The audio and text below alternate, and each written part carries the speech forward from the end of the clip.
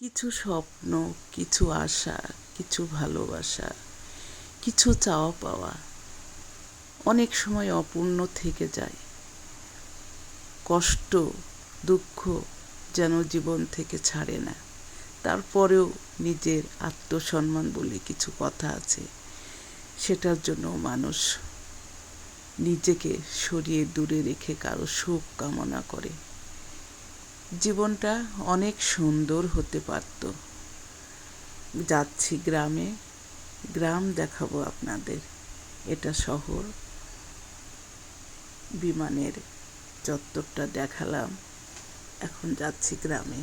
গ্রামের এই যে সুন্দর সুন্দর প্রকৃতি, মাঠে সবুজ সবুজ আর সবুজ। টাকা থাকলে কি সুখ পাওয়া যায় বলেন? মানুষের কোটি কোটি টাকা আছে, অন্তরে সুখ নেই, কারণ তারা সুখ কী জিনিস বোঝেই না। আর যাদের সুখ বোঝার ক্ষমতা আছে তাদের টাকা নেই, তারপরেও তারা সুখ খুঁজতে গেলেও কষ্টে হোঁচট খেয়ে পড়ে যায়, কারণ তারা অভাবী। তাই অবহেলাটাকে তারা বুঝতে পারে। গ্রামের রাস্তা দিয়ে যখন যাই, স্মৃতি ভরা কষ্টগুলো মনে করতে করতে যাই। এটা বাগমারা। আমি যাচ্ছি আমার গ্রামের বাড়িতে। কত সারি সারি তাল গাছ। এই দৃশ্যগুলো যখনই যাই তখনই আপনাদের দেখাই, কারণ একই পথ দিয়ে যাই তো, কিন্তু মন চাই এই সবুজগুলো আমি আপনাদের দেখাই। জীবনটা অদ্ভুত, তাই না?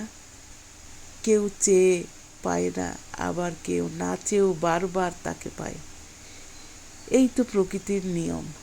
কেউ আশা দিয়ে নিরাশা করে, আবার কেউ আশাই করে না, তারপরেও সে বারবার পায়। এর নামে ভালোবাসা, এর নামে বিশ্বাস, এর নামে চাওয়া পাওয়ার খেলা।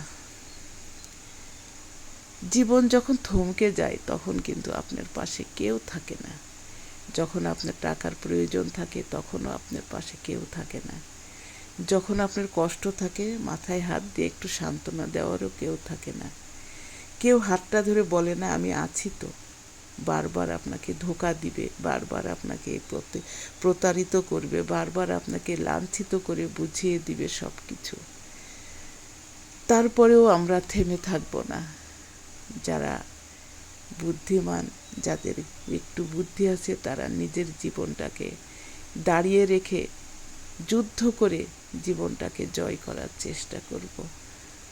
যেতে যেতে অনেক কথাই বলছি, আপনাদের ভালো লাগলে ভিডিওটা শেয়ার করে দিবেন, সুন্দর কমেন্ট করবেন, যাতে আর একটা নতুন ভিডিও বানাতে পারি। গ্রামেও মানুষের জীবন সুন্দর থাকে। এই যে এটা আমার ভাগনার বাসা, আমি ঘুরে ঘুরে দেখছিলাম আর একটু ভাবলাম আপনাদের সঙ্গে শেয়ার করি। গ্রামেও মানুষের জীবন কত সুন্দর থাকে, কত সুন্দর বাড়িঘর থাকে, সেটাই আপনাদেরকে দেখাচ্ছি। তো আমি এসে মুগ্ধ হয়ে গেছি। আমি এই প্রথম আসলাম এই ভাগনার বাসায়। অন্য বাসায় যখন ছিল তখন গেছি, কিন্তু এখানে বাগমারায় আসার পরে আমি আসিনি।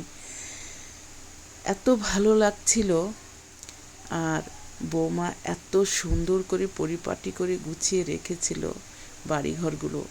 আমি কিন্তু হঠাৎ করে গেছি, সেও জানে না আমি যাব, আর আমিও জানি না যে সে যাবে। তো যাই হোক, ভিডিওটা ভালো লাগলে শেয়ার করে পাশে থাকবে।